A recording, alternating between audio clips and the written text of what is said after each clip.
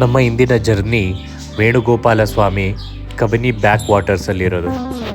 ಈ ಟೆಂಪಲ್ ಬಂದು Kabini back waters ಅಂದರೆ ಕಾವೇರಿಯ ಹಿನ್ನೀರಿನಲ್ಲಿ ಮುಳುಗೋಗಿತ್ತು. ಸೊ ಕೋಡೇಸ್ ಡೆವಲಪ್ಮೆಂಟ್ ಮಾಡಿರೋದು. ಸೊ ನೀರಿಂದ ತೆಗೆದು ಅದಕ್ಕೆ ಪರ್ಟಿಕ್ಯುಲರ್ ಆಗ ಜಾಗ, ಈ ಜಾಗದಲ್ಲಿ ಎತ್ಕೊಂಡ್ಬಂದು ಕಂಪ್ಲೀಟ್ ಜೋಡಣೆ ಮಾಡಿ ಆ ಶಿಲೆಯಾದ ಶ್ರೀಕೃಷ್ಣನನ್ನು ಮರುಸ್ಥಾಪಿಸಿದ್ದಾರೆ ಈ ಜಾಗದಲ್ಲಿ. ತುಂಬ ಚೆನ್ನಾಗಿದೆ ನೋಡೋಕ್ಕೆ.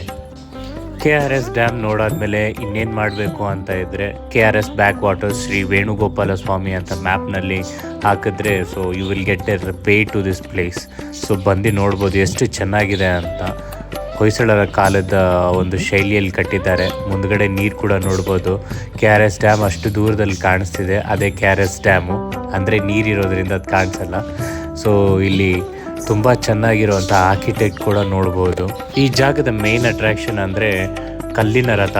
ಸೊ ಪಟ್ಟದ ಕಲ್ಲು ಅಲ್ಲಿರೋ ನಮ್ಮ ಕಲ್ಲಿನ ರಥ ಹಂಪೆಯ ಶೈಲಿಯಲ್ಲಿ ನೋಡ್ಬೋದು. ಯಾವ ಥರ ಬ್ಯೂಟಿಫುಲ್, ಅದೇ ಸೇಮ್ ಟು ಸೇಮ್ ಥರ ಮಾಡಿದ್ದಾರೆ. ದೇವಸ್ಥಾನದ ಒಳಗಿನ ಪರಾಂಗಣ ಕೂಡ ಚೆನ್ನಾಗಿದೆ.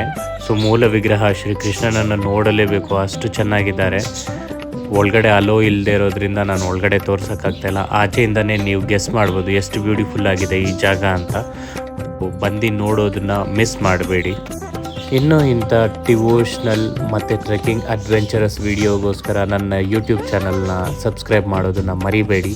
ಲೈಕ್ ಮತ್ತು ಕಮೆಂಟ್ ಕೊಡಿ. ನಿಮ್ಮ ಕಮೆಂಟ್ಸ್ ಇನ್ನೂ ಹೆಲ್ಪ್ ಆಗುತ್ತೆ ಇನ್ನೂ ಬ್ಯೂಟಿಫುಲ್ ವೀಡಿಯೋಸ್ ನಿಮಗೋಸ್ಕರ ತರೋಲಿಕ್ಕೆ. ಇನ್ನೊಂದು ಹೇಳೋದನ್ನು ಮರ್ತೋಗ್ಬಿಟ್ಟೆ. ಸೊ ಈ ಜಾಗ ನೋಡಾದ್ಮೇಲೆ ಹತ್ತಿರದಲ್ಲೇ ನಿಮಗೆ ಭೂವರಾಹ ಸ್ವಾಮಿ ದೇವಸ್ಥಾನ ಕೂಡ ಇದೆ.